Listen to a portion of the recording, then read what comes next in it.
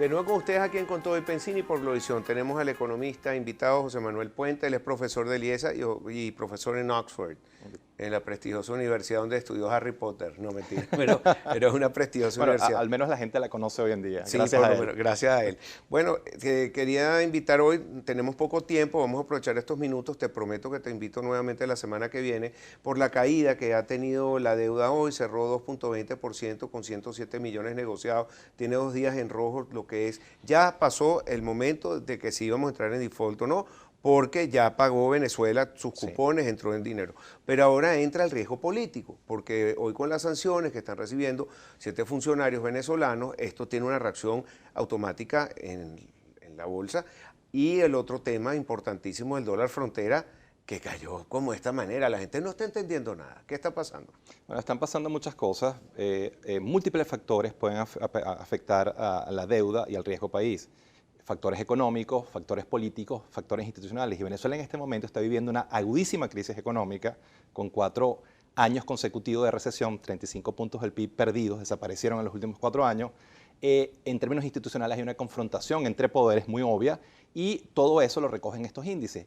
Y particularmente lo que fue la decisión de los 17 ministros de Relaciones Exteriores de no reconocer la Asamblea Nacional Constituyente afectaron muy negativamente los bonos de deuda venezolanos, los bonos de deuda soberanos y el riesgo país que amaneció el lunes en su nivel más alto de los últimos 20 años. Récord histórico, sobrepasó los 3.000 puntos.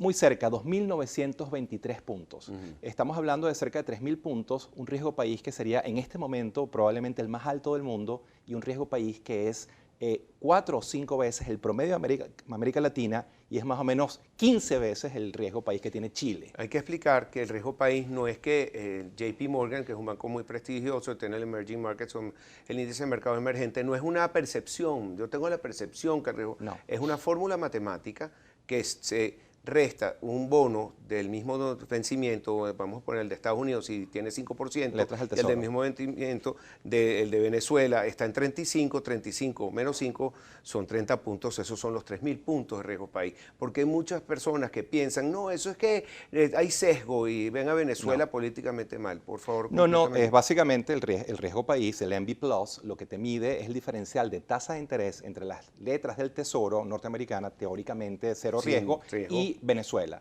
Entonces la brecha es el MB Plus y es el riesgo que el mercado le asigna a Venezuela por ser una economía con 4 años de recesión, por ser un sistema político que vive una crisis y por estar viviendo el país una gran crisis institucional. Todo eso lo recoge y se transfiere de manera objetiva, medible, cuantificable en el MB Plus, en el riesgo país. ¿Qué es lo que pasa con, vamos a decirlo, dólar today, dólar frontera, que de repente se dispara 3 veces arriba y entonces está en la mitad unos niveles que no se veían hace meses y la gente tiene mucha incertidumbre sobre lo que puede pasar? Bueno, el primer análisis que hay que hacer es por qué el tipo de cambio paralelo se evaluó la semana pasada de 10.000 a 16.000 en solo una semana.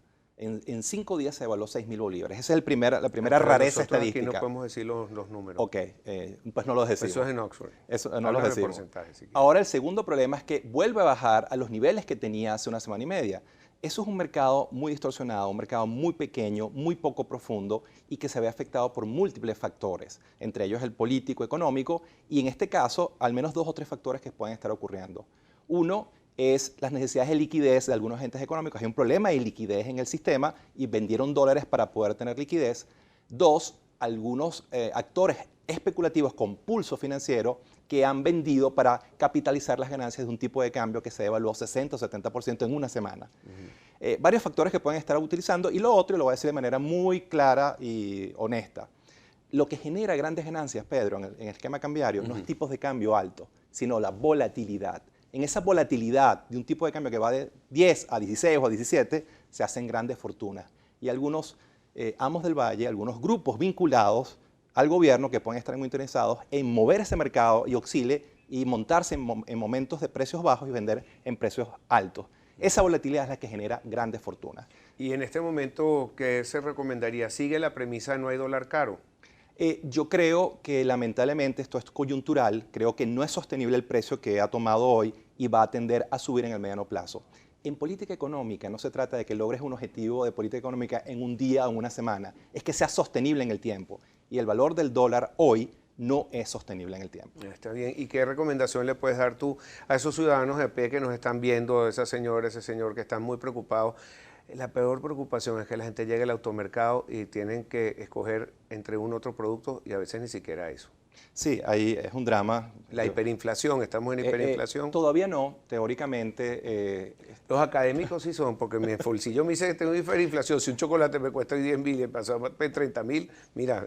No, vamos de manera objetiva. Estamos en el nivel de inflación que este año se proyecta la inflación en 1.133% de acuerdo al Fondo Monetario. 1.133. Tipo Zimbabue, un poquito más abajo de Zimbabue. 1.133% y el Fondo Monetario proyecta el año 2018 en 2.068%. Es decir, estamos hablando de la inflación más alta del mundo, una inflación que es 300, 400 veces el promedio de América Latina. El promedio de América Latina son 5 o 6%, es decir, una inflación astronómicamente alta y persistente, pero que todavía no llega a hiperinflación por un tecnicismo.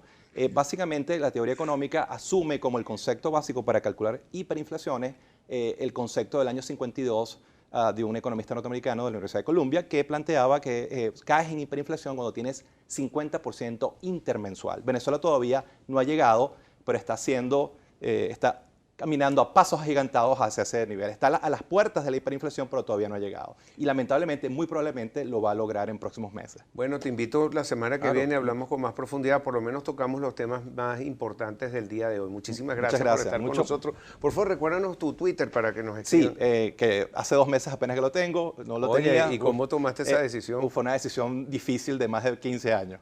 JM Puente C. JM Puente C como mi nombre y apellidos. Muy bien, bueno, gracias Pedro, ha sido un gusto hablar contigo. Bueno, y yo me tengo que despedir, le doy las gracias siempre por su sintonía. Si Dios quiere, nos vemos mañana aquí en Globovisión, en Control Pensini. Hasta luego.